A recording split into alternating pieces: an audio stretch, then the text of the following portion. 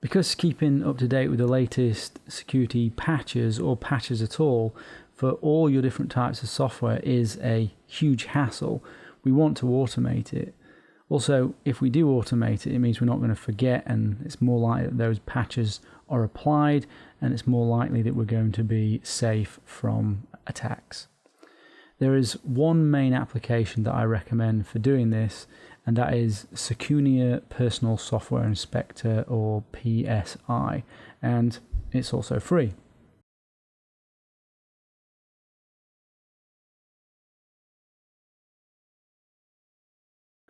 It's maintained by this company, and they are a security company, and therefore it has a strong focus on updates where security matters most.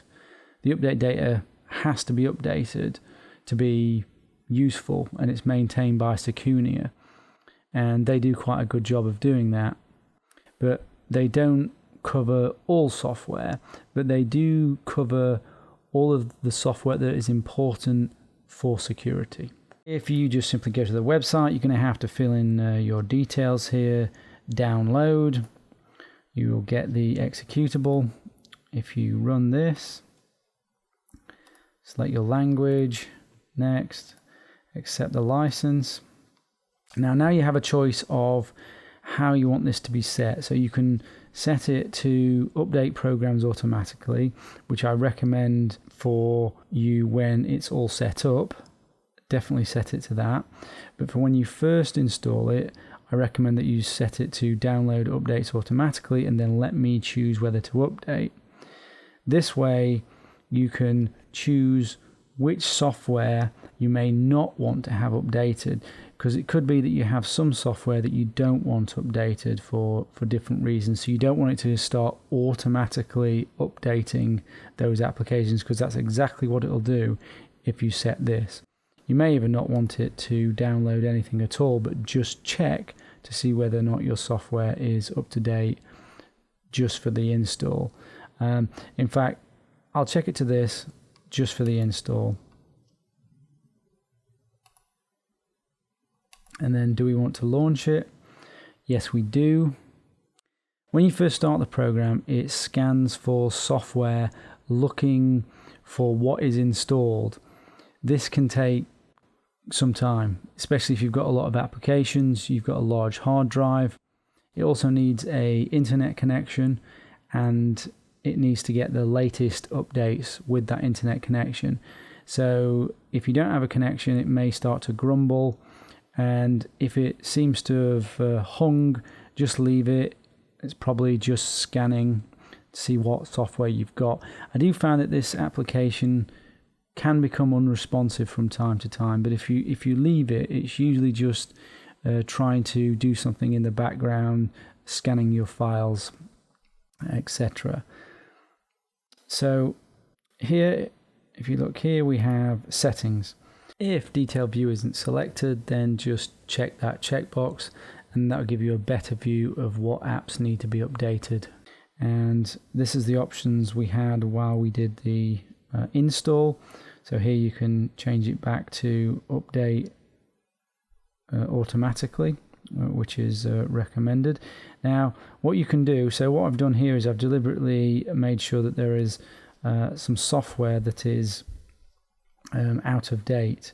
So if I click on here, right click, I can decide perhaps I want to ignore updates for this program. Maybe it's it's some software that if I update it, I have to change some code that I've developed. So you can actually ignore it, and then choose all the ones that you actually want to ignore, and then change it to update automatically. You can show the details, which doesn't really show you much more than what you get from a detailed view, which is the installed version. Plus you get the location of where the file is.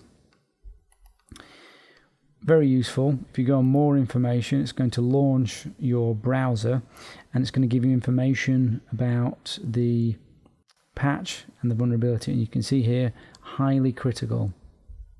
So that would be one that you would probably want to install, because again, iTunes is a application that directly interfaces with the internet, so it's particularly sensitive to needing to be updated. You can look at history and see what has been already installed or updated. If you have a program that you want to be monitored but it isn't here, then you can request from Secunia to add that, and if you're lucky they may indeed add it. You can scan again and you'll see it'll start to download the latest definitions and it will scan your system again. And like I said, this can take a little bit of time if you've got a large system. And you can see here it gives you a rating of, here's 97% for how up to date it believes my system to be. And this says currently updating, so let's change these settings to download.